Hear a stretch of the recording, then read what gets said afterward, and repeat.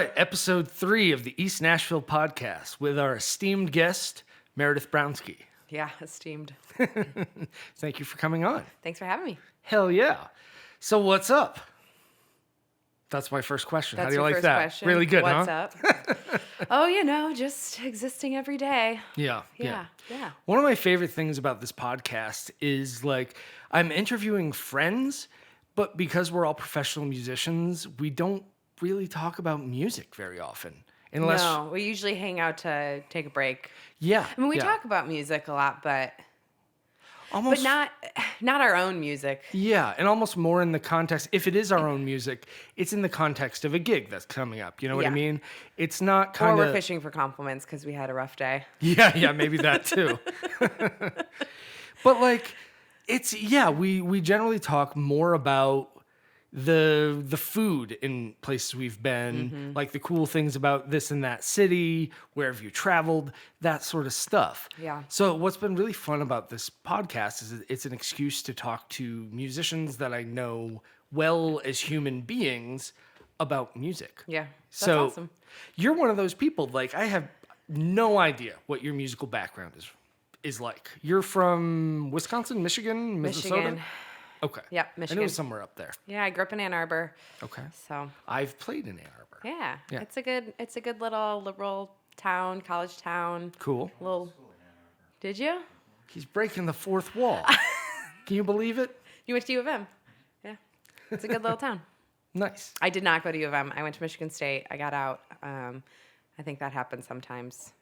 You just All right. have to Oh, yeah. go up the street a little ways, but yeah, it's a good place. It was a good place to grow up for sure. Okay. And at what point did you start? Are you like a childhood violin player, or how did that happen? Yeah, so I actually have a very specific story about this. I'm excited. So I was in second grade, and John Hammonds, who's still a friend of mine, actually. He's a fantastic professional upright bass player, actually, and he's still in the Ann Arbor area. But we were in the same second grade class, and his mom was a music teacher. And on show and tell, his week that he brought in show and tell, he brought in his violin and played it. Okay. And I came home from school that day and said, "Mom, I want to play the violin." And the rest, I guess you could say, is history. But basically from there, my mom worked to find a private lesson teacher who was good with young kids. It took about a year to get started. I think she was also somewhat waiting to see if it was a passing phase. Yeah, of course. I've got 2 older sisters and, easily excitable about the world. So she was waiting to see. But yeah, I really was committed. So I started in 3rd grade, and then 5th grade, when everyone kind of picked their instruments, I actually picked percussion. So throughout middle school and high school, I did a little bit of both. Orchestra I had to focus in, or in high school I had to focus in on orchestra a little bit more, but I still was on the drum line, played quads, all through middle school, played played all the timpanis and the things. I was real bad at it in a lot of ways. But yeah, so. Very cool. Yeah. And let's just give a little background information on how we know you. You are the Meredith in Adrian plus Meredith. I'm the Meredith and Adrian plus Meredith. Yep. Yeah. And like, I really want to hear how you would describe the music. Well, I think the best way that I think about kind of what the music has become is really to go back to sort of how it all started. Okay. I guess it's weird, but music is only as weird as the lack of context that you have for it. So I think in Nashville, our music can sound really weird, but when we start traveling the world, Totally. there are places where it makes a lot more sense. So Yeah. after in college, after high school, I went to Michigan State, and I was playing classically, and I was really struggling in the classical world. I loved my instrument dearly, but I just really wasn't happy or thriving in a more structured environment of music in that way. I sucked at it. Music theory was terrible, and practicing all the time. And so I ended up finding old time music. And I started sitting in jam circles. I loved it. Absolutely fell in love with folk music in that way, just traditional fiddle tunes. And I spent a lot of Saturday nights in college sitting around a circle of dudes that look like Santa, just like learning tunes. And that's kind of how I met. That's sort of what I was doing when I met Adrian. I was actually in an old time band, had just graduated college. I met Adrian out in DC. And we did not play music together right away. He was touring solo. He was doing the Adrian Kragowski band thing where, and he was figuring all that out. And so we dated for 2 years without really playing music together. The first time we ever collaborated musically was on his last solo record before we started the project, Rome. Okay. And there's an old time tune on there called Drunkards Hiccups. And that was his sneaky ploy to get me to start this band, basically. What a clever guy. So we did an old time tune. And we've tried to do some form of an old time tune on each record since then, sort of an homage to that. But he came from this like punk world, and then he was trying to figure out the singer-songwriter thing. He's kind of doing that. We both grew up listening to polkas. Both of our families are Polish, so that's kind of the klezmer polka influence that you'll hear in it. I think we've worked really hard to create a musical sound that honors both of us, that we both feel like we're thriving in, that we're feeling challenged in and excited about. It's not one or the other. And that's not easy. I think people think that duos are just, there's a lot of ways to make a musical project happen. And for us, we love making music together. We love the privilege of being able to tour together and see the world together. But musically, we mashed a bunch of stuff together to make it happen. Yeah. And we have found what I think, is just a final result that we're proud of that's really unique. But it definitely stems from the fact that we don't have the same musical background necessarily. Wow. Yeah. So we made it happen. Cool. Yeah. I always think of like Adrian plus Meredith sounds like a pirate took over like a polka riverboat a polka cruise. Pirate or something. Yeah. So it has, it's got the fiddle stuff in it. It has the traditional that's definitely present. Adrian's voice brings kind of that punk element. The way he writes his lyrics and everything has kind of its own kind of adds its own sound. And then I generally just am really drawn to modal, just very like modal melodies, very klezmer based melodies. So a lot of my fiddle parts that I write end up leading us into the key of D minor basically. And they kind of, the rest goes from there. And then, I think that the foot percussion that we have in it, the dancing and stuff is something that has become more and more intentional. At first, it was kind of like, you know how to tap dance, you should tap dance, You should take some of this jazz influence that we have and like put dance context to it. And now it's actually become a very integral part. We've tried to do sets without our stomp boards. And it's amazing how lost we feel without having that. So all of a sudden now it's like, that's totally a part of the music. Is that the constant, stomping of feet. And the performances are very visual. Like from like between the dancing and just kind of your ability to move while playing the violin, and the band's always super into it, so it's like it's a very visual thing in addition to the music. I think what's kind of cool, I talked to a lot of people about Nashville and why we're in Nashville, and everyone has their own assumptions as to why anyone lives in Nashville, and that's fine. But one of the greatest things that I have kind of found living here is realizing that there's a lot of ways to be a musician. Sure. And before moving to Nashville, generally you find one path, and that's the one that you take, and that's the world that you know. And Nashville kind of has opened up this whole door of there's a lot of different ways to do it. Some people want to compose. Some people want to write music and sit in their studio, and they don't enjoy the performance side of it. Other people are complete performers to the point where they will not be writing their own songs. They will be singing other people's songs, but they're a performer. So embracing all those different things has kind of given me permission to really dive into the fact that I'm a performer. I love performing. Definitely. I come to life on stage. I come to life when I play my instrument, certainly. But sitting alone in a practice room doesn't do it for me. Gotcha. And that movement that you see wasn't always there. The first couple times I played in Adrian's band, actually the first time I ever performed in Nashville was at the 5 Spot for Adrian's Rome record release. And I was so freaking nervous that I was shaking, which is really inconvenient if you're a violin player Yeah, not because good. your bow like shakes, and oh my God, it's terrible. I had terrible stage fright all through high school, college. Really? I couldn't audition. I couldn't jury well.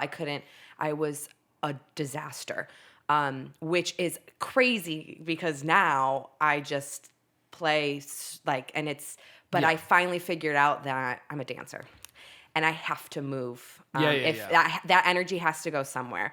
So that's part of it too for me. Is when Absolutely. I get nervous, instead of standing there harnessing it all, I Yeah. need to move. And so I jump around and run around on stage and dance and yeah. Yeah, it's wild. That's another really cool element of friendships in Nashville, is you have this person, you feel like you know them well, you get along with them, you've hung out a bunch, and Yeah. then you see them on stage, and it's like, it's a wild, it's a different dimension, Yeah. right? Like some people really do lock up, and some people really come alive. And some people, like, even that lockup is like, that's still like, It's it's still just telling. I know, it's just really, it is. I think I love seeing people perform. Yeah. We host bands all the time when they come through town. And a lot of times they don't have a gig in town. They're just passing through Nashville and need a Yep. place to crash. And I always hate getting to know these people, but not having Yeah. a show to, like, Not having I a think you learn context. so much. Yeah. When you see someone, I just get excited seeing people's art happen. Like, Yeah, you know, yeah. that's what I want to see anyway. So I get that. Yeah. It's especially like in a place like the Five Spot where we're all kind of comfortable with one another, and then one of us gets up and plays, and you're just like, oh damn, that's what that person does. Yeah. What the hell? Yeah. No, Yeah. it's true. I mean, it happens when people are like, oh shit, they're a freak. Like, who knew? Their music is not at all what I thought it would be. Yeah, but that's You kind know? of the fun part about it. And again, it's that whole thing of like it, don't like it. It doesn't matter. Like Yeah. love just seeing art with conviction. Like I just want to see it, Yeah. just whatever weird thing you do it and Yeah. do it all out. Like Yeah. that's what I want to see. And I love it. For sure. So you came up as like kind of entirely classical. Yeah, pretty much. Did you go through like the Suzuki method? And all Suzuki that? method Okay. for sure. I had a great teacher though. I mean, I think back on my private lesson teacher growing up, and I was also just one of those kids that I did it all. I played soccer, I ran cross country, I was in Girl wow. Scouts, which it also took a lot of time. I played soccer, I danced, so I was dancing full time through all of that too. Jesus. Yeah, I was nuts. So, I mean, I was so busy. Literally, my dad was like basically running a taxi service for me where I was like, he would pick me up from dance. I would change. Like, that's why tour life is like no problem for me because I have been changing in like the backs of vans for like my entire life. Like going from soccer practice to dance rehearsal to Yeah. catching orchestra rehearsal at the end and everything in between. And I think one thing that was amazing about my private lesson teacher was it wasn't that she didn't demand excellence in some way, but I think that she knew that her role there was so much more than just teaching me how to play the violin. Yeah. She wanted to foster a love of music, and she Yeah. wanted to do that for this kid who loved a lot of things. Yeah. And she knew that if she asked for everything else in my life to go away and only to focus on violin, it wouldn't be a positive thing. Yeah. So there would be lessons I'd come in and she'd be like, okay, you didn't practice this week, did you? Like, I can tell. And I'm like, nope. She goes, all right, then we're going to practice now, Yep, And it yep. wasn't, I had to figure out my own balance with all of that and how I balanced my time and how I, balanced my focus. But I'm so grateful. I hear so many terrible stories of, people's private lesson teachers just being really mean. Yeah. And mine wasn't. I think she just, if she, and I just think about that now because who would have thought that this kid that barely practiced but Yeah. kept showing up to lessons every week and loved it, Yeah. that my life would kind of go this way. I think there's just something to be said about that. Absolutely. Like, Yeah. am I the best violinist? No. Do I have a hell of a lot of fun doing it? Yeah. Has that's- it, given me incredible opportunities in my life? Yeah. Yeah. And if you never connected with the classical world, there's no reason for you to be able to be the first chair of the New York Philharmonic. There's no exactly. reason for you to have that level of like insane skill. Yeah. If that's not what you enjoy doing. Yeah. So, yeah. It's kind of fun over COVID. It kind of got depressing just to rehearse our own songs over and over again. Oh, I'm sure. So I started putting myself back through the Suzuki books. And it's hilarious how bad I am at it. Like, I went back to like book 3 and was like, I can't do this. But it's been awesome because I go back and all those songs are familiar and I like love it. It's kind of been my COVID thing is putting myself back through Suzuki. That's it's pretty been cool. really fun. Yeah. I got my first guitar teaching job at 16, and I remember, you know, the owner of the music school sat me down and he was like, I know you think you're about to get paid to play guitar every day, but you need to understand that you're probably 10% guitar teacher and the rest of it is babysitter, therapist, and friend. Mm-hmm. And it goes back to exactly what you were saying is like, yeah, you know, a lot of kids come in and yeah, kids are crazy overscheduled. And as time goes on, like, I mean, when I was 16, that was like, you know, God knows what year, 2000. Yeah, like 1999, 2000. Mm-hmm. And since then, kids have become even more overscheduled. Yeah. And yeah, sometimes it's not their fault. They literally cannot fit practice in among the 50 other things they're doing. Yeah. And so, I mean, I feel so passionate about this, like in every aspect, right? I think we forget as a society that arts education, we're not teaching artists how to art. We all know how to art. Yeah. Every human knows how to art. What we're doing is teaching us as humans how to have empathy and to how to experience the world in creative ways and how to connect with other people in really important ways that clearly our world is lacking. Yeah. You know, and that's what it's doing. And I just think we forget that all the time. It's like if it doesn't have a direct, you know, cause and effect, then it's not valuable in some way. But yeah. I mean, I know a lot of people in this town feel this way, a lot of artists, you know, but to the rest of the world, it's like, yeah, I mean, art saved my life. It does every day, every single day, you know? Sometimes it's sketching in a sketchbook. Like, it's not always about playing the violin, right? But my violin teacher taught me so many of those things, right? Yeah. Like, so much else is taught in a lesson, in a 30-minute lesson when you're in 5th grade. Absolutely. You know? Yeah. So my first decent guitar teacher, because I had the my very first guitar teacher was the nightmare guitar teacher. Classical guy. I was like 3rd grade and he just wanted to yell at me.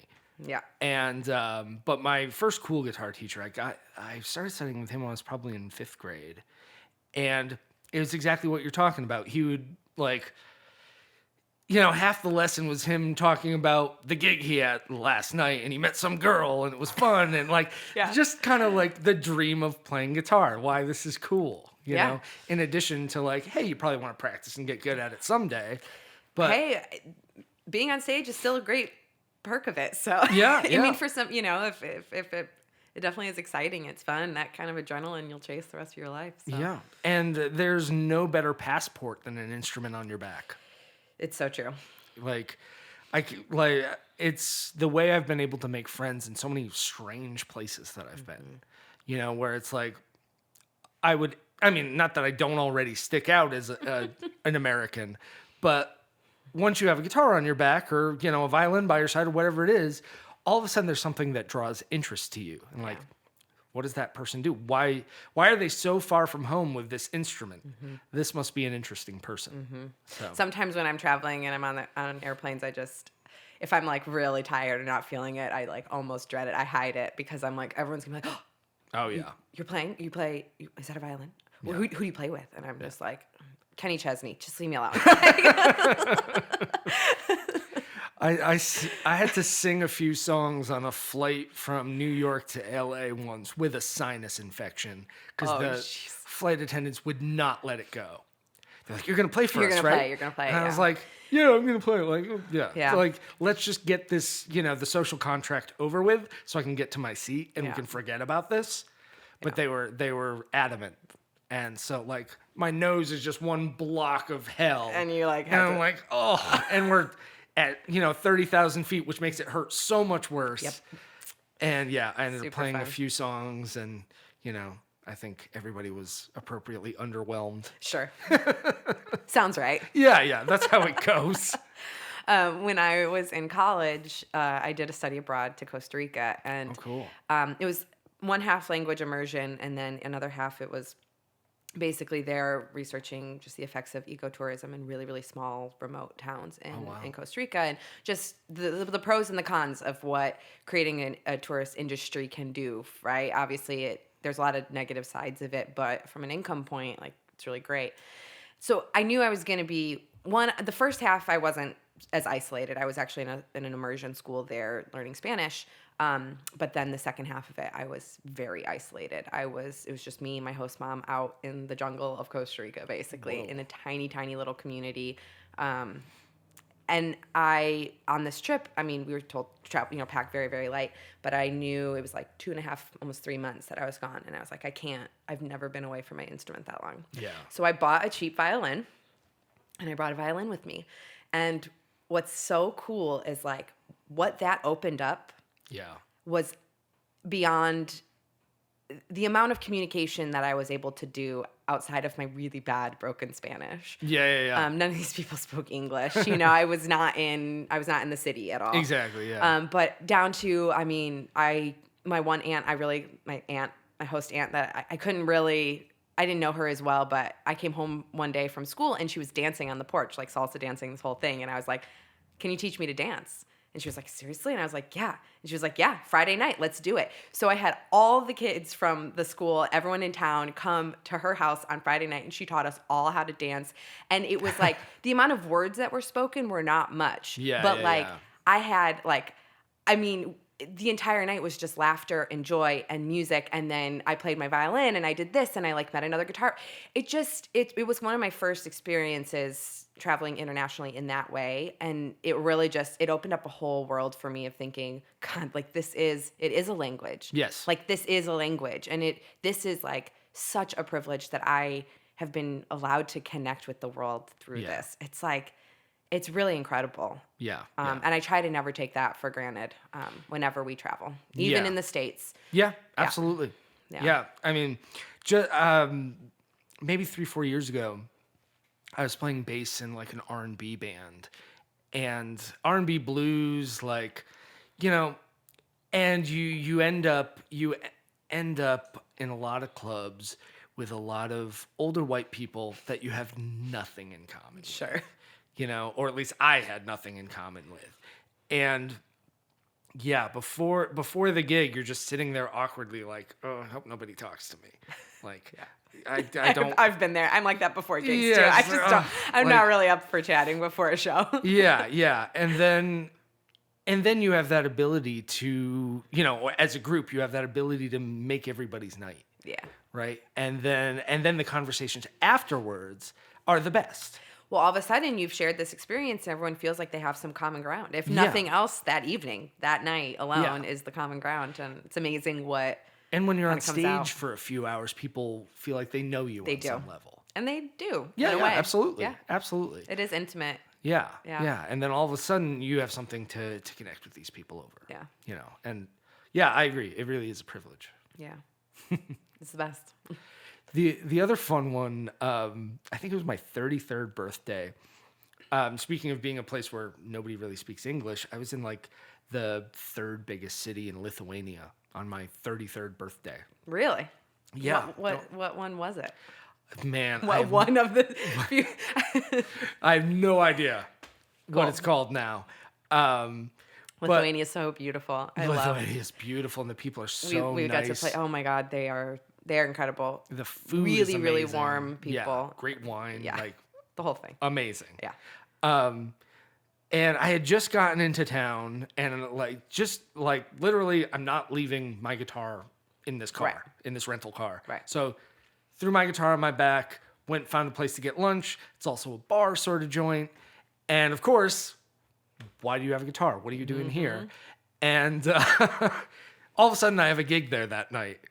And I played for 2-3 hours, and we all had a great time. And then the joint closes down, and it's just me and the staff. And they're just, everybody's just pouring booze. And the one of the one of the dudes working there was like, "Do you know that song Maybe?" I'm like, "Yeah, Maybe by the Beatles. Kind of goes like this." He's like, No, not that one." And I'm like, I mean, the Elliott Smith does the same song, Maybe. I'm like trying to rack my brain, and he's like, No, the Because Maybe. And I was like, "Oh, buckle in. You mean Wonderwall."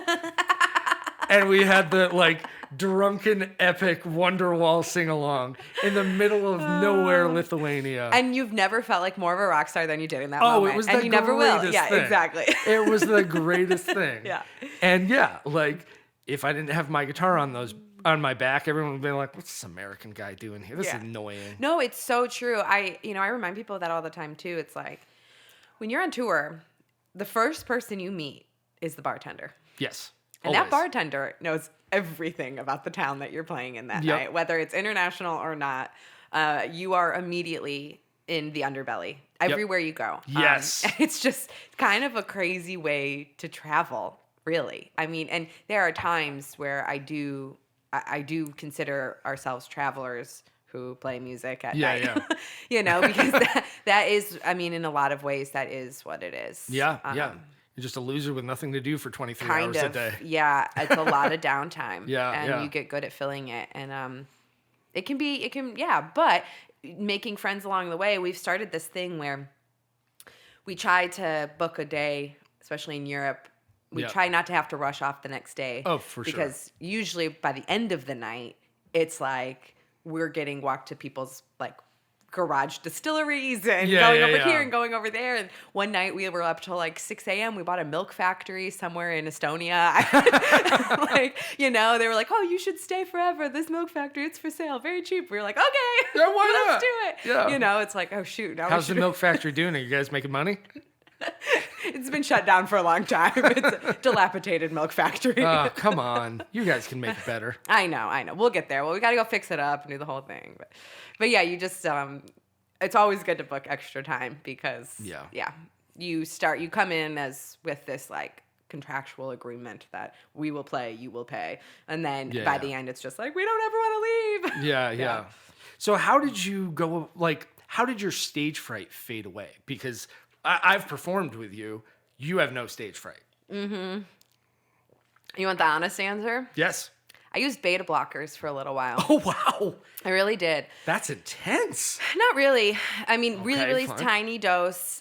It's amazing. I actually say this because I think more people need to talk about the realities of this stuff. Sure. And bring it on. it's good for anxiety. It's good for, you can use it as a training tool. I haven't used it in years. Okay. But I had an incredible doctor who was working with me just on my anxiety. I have an autoimmune disease, so I was working through. I do too. Yeah, and that was part of my.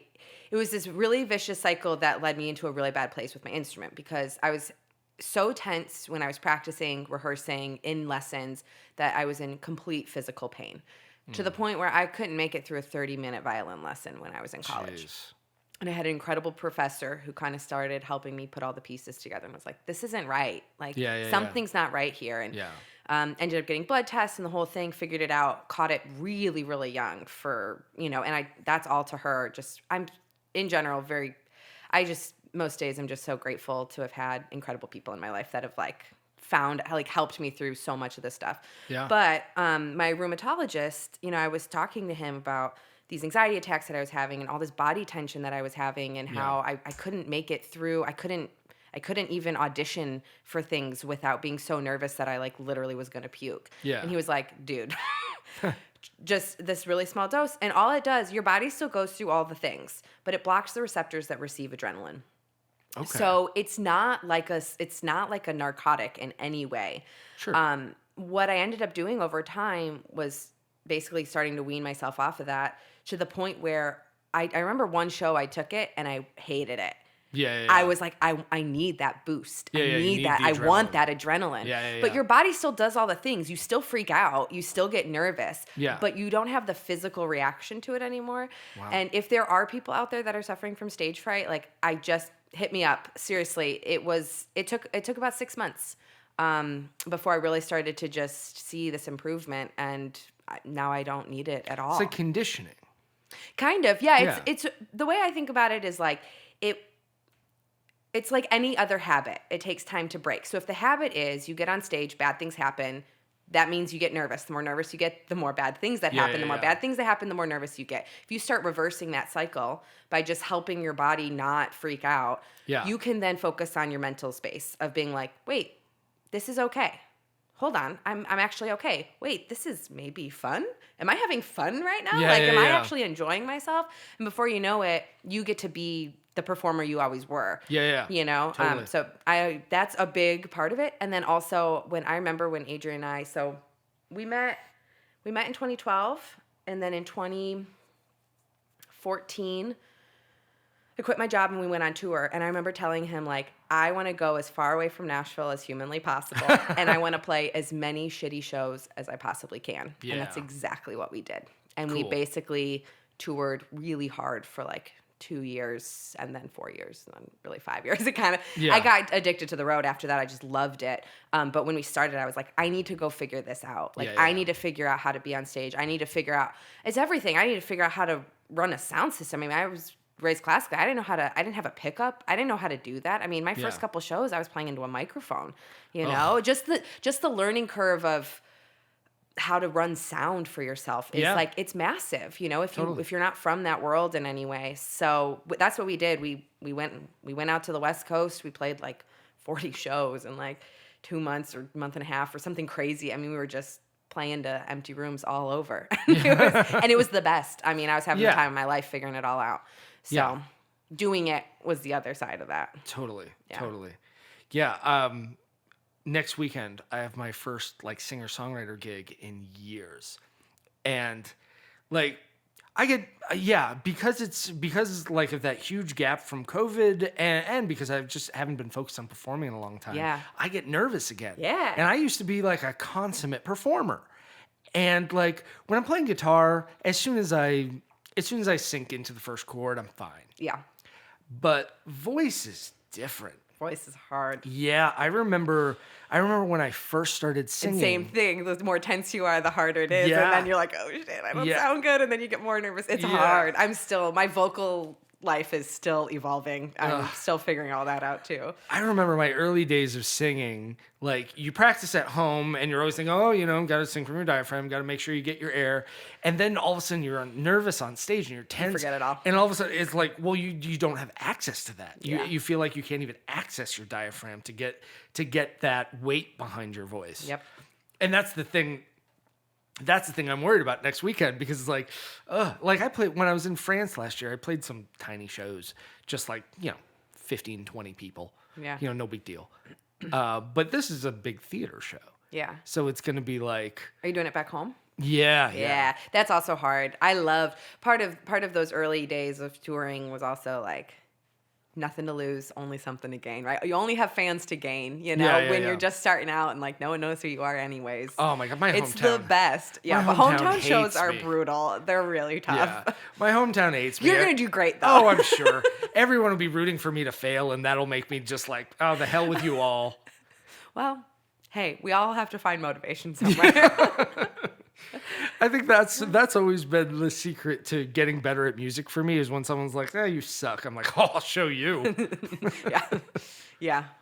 I don't have that. You don't have that? No, I'm like, okay, I'll quit. No, and then it manifests later. I mean, there's this whole like, I should find the actual thing, but there's like a whole creative cycle thing that's like, this is fun. This is a little tricky. I'm not so sure about this. This is hard. I don't like this at all. This is crap. I am crap. Everything is crap. Oh, man. I think this is okay. This is pretty good. I'm having fun. Like, you go through this whole cycle over. And that is very true for me. That's kind of my creative process is just cycling through that. Sometimes within a year, sometimes within a week, sometimes within a day. It's just runs the gamut. But. Yeah. As I've been warming up, like kind of getting my voice in shape for the show, that's totally what's been going on. It's like, it starts one day, I'm like, oh, I sound pretty good today. Yeah. Then I start the next day, I'm like, this is terrible. What the hell? Why did I ever say yes to this? Yeah, why did I say yes to the show? I can't sing anymore. Some days I'm like, I could just leave Nashville, leave my violin behind. No one will ever find me. I could just start over. I can't tell you how often I have that thought. It's like every time somebody wants me to master an album, I have that like, anywhere from, depending on how prevalent the artist is, 30-minute to a day-long imposter syndrome freak out. Yeah. Where it's like, oh, if I just refund their money and leave town. Yeah. Well, at least you'd Never refund seen it. it. Most people just take it and run. See, you are a good person. Oh, good. Finally. That's why I started this podcast. I've just been waiting. We can cut it. Yeah, we're done. Yeah, we got there. I've just wanted to hear It only that. took 45 minutes. Now, are you a good person? That's what we have to find out. Well, that's a whole nother... We'll need a whole nother episode for that. Okay, good. All right. So where is your favorite place in America to play? Oh, favorite place in America to Or play.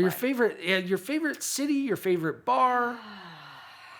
Because, there's definitely places that stick out for me. I imagine there are for everybody. Yeah. West Coast always is going to have a special place in my heart because of that first tour that Adrian and I did. Sure.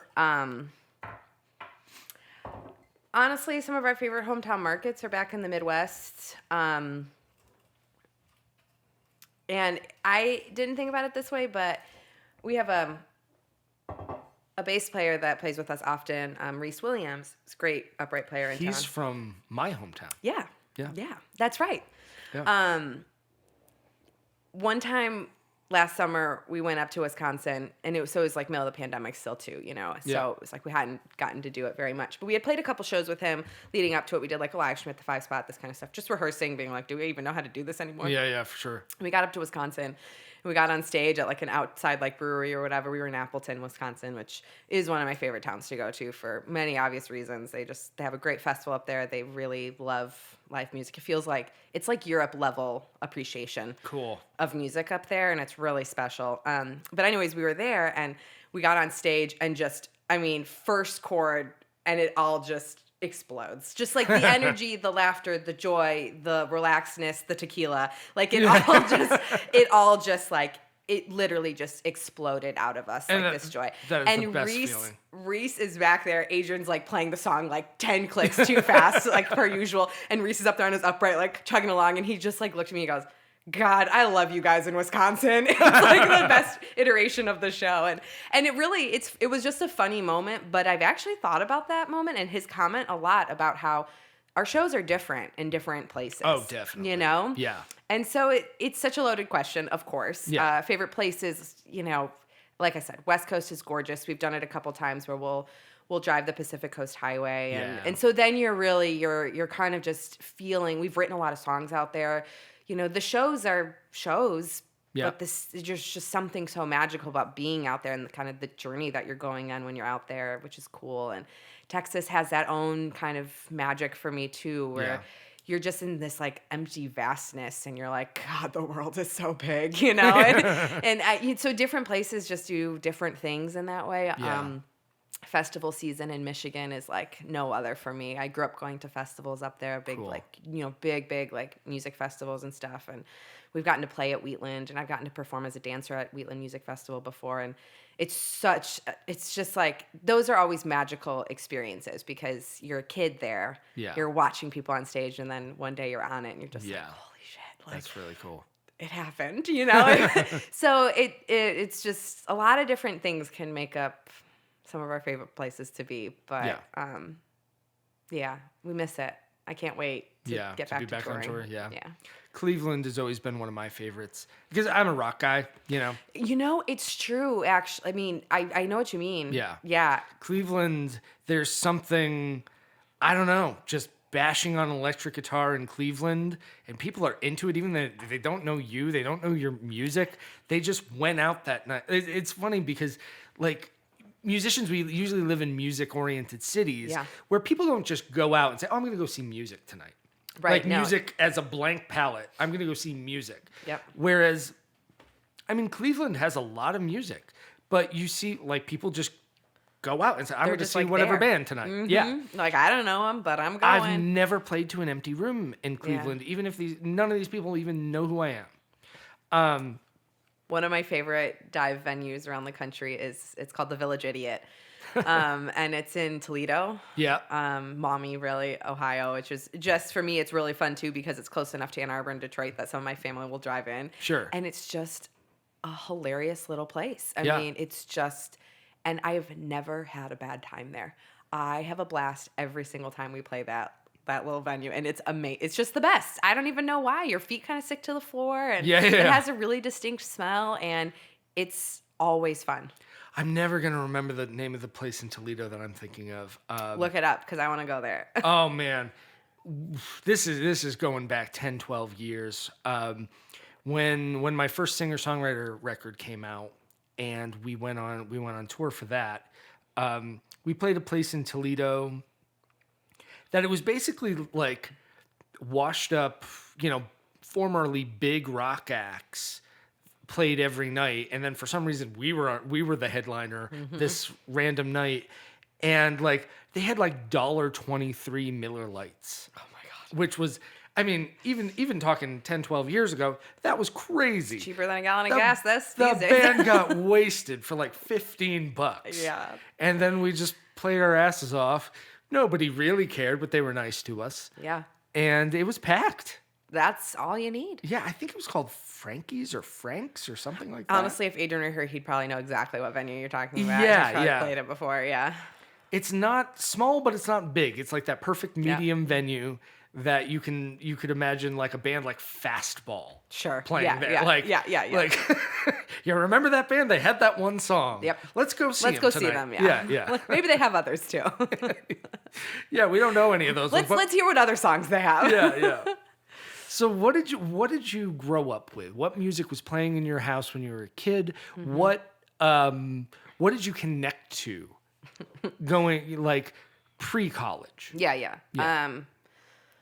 My parents are like, I call my dad like an OG hipster. Like they're just very funny. They're not overly much hippies, but Mary Chapin Carpenter was always playing. I was raised on Fred Penner and, like kids folk songs. And my mom, I mean, it was Detroit. There was always Motown kind of playing, but it's just honestly a lot of folk music. Like, cool. I remember Carrie Newcomer being played.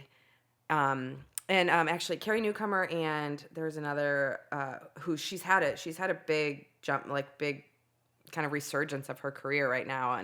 But my mom and dad loved singer-songwriter folk artists. Cool. And the Ark was right there, which is a great venue in Ann Arbor, and they had the Ann Arbor Folk Festival every year, and so I think that was that kind of fabric of it was huge. Yeah.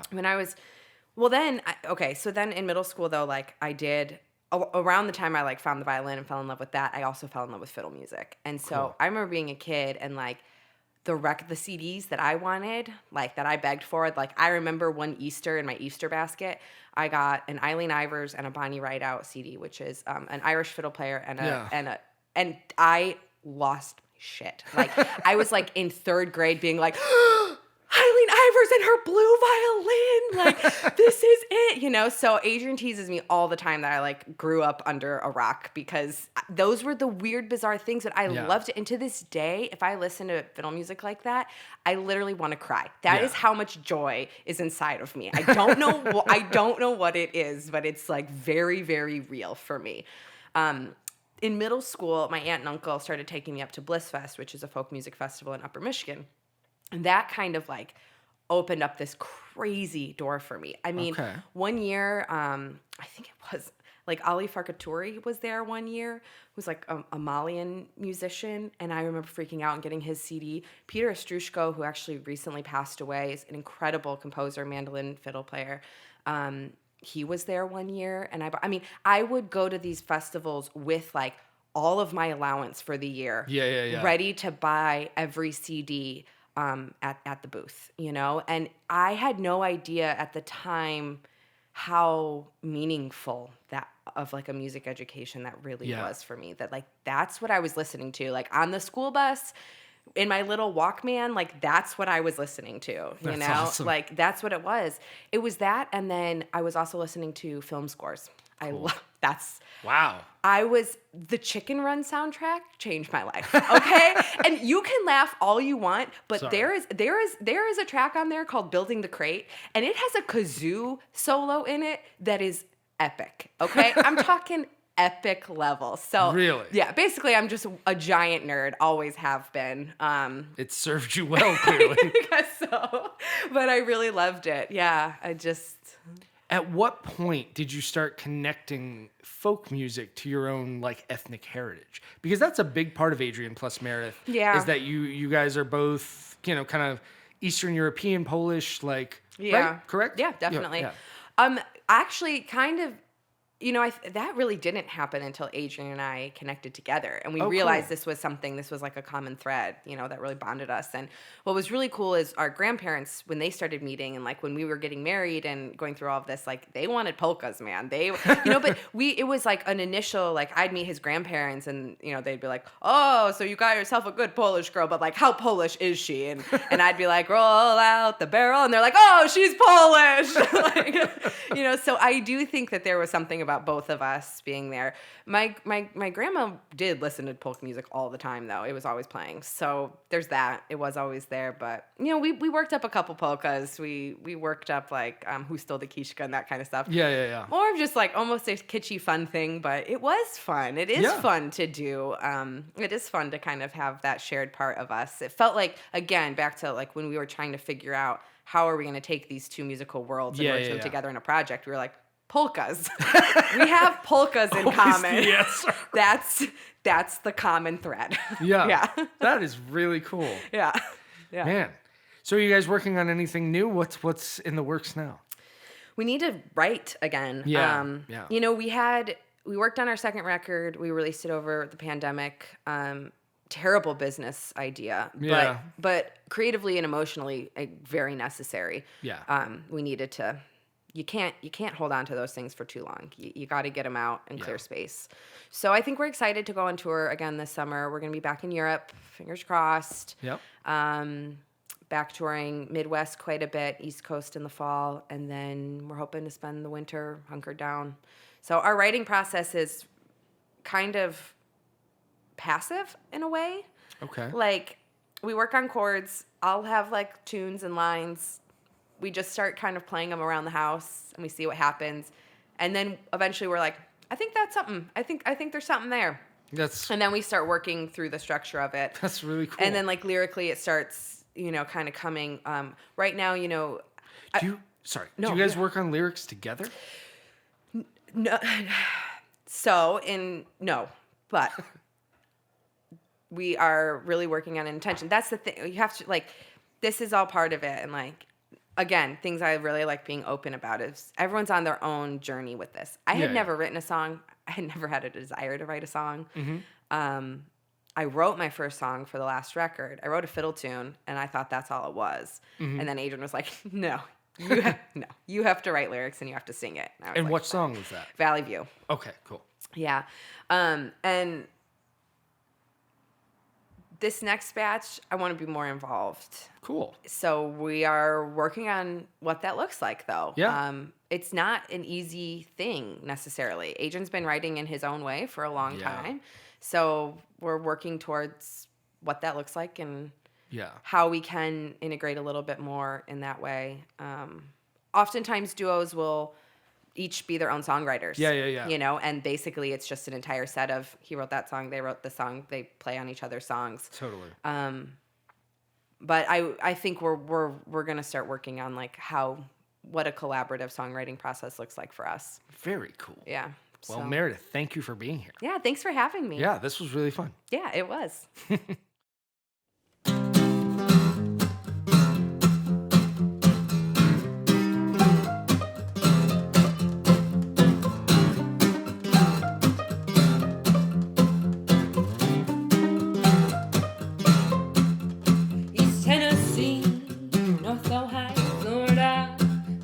Ain't got nothing to do but wait around for me.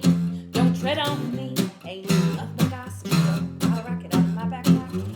Honesty ain't an insurance policy. Ain't got keys, nothing to want to wait around till you try some. Ain't got pills, nothing to want to wait around till you find some. Truth is, life is going swell. Pull that on someone else. Get it, gotta let it go. Gotta let it go. y'all know me. I live down the street, I ain't making a scene, but who's kind of a creep with 17 and 18? Let's see. Ain't we quiet and 3? You've been watching her, I've been watching you, she been watching me. I got the signal to say something, you see. Ain't got keys. Nothing to water in a rain, you try some. Ain't got pills, nothing to water in a rain, you find some. Truth is, life is going swell.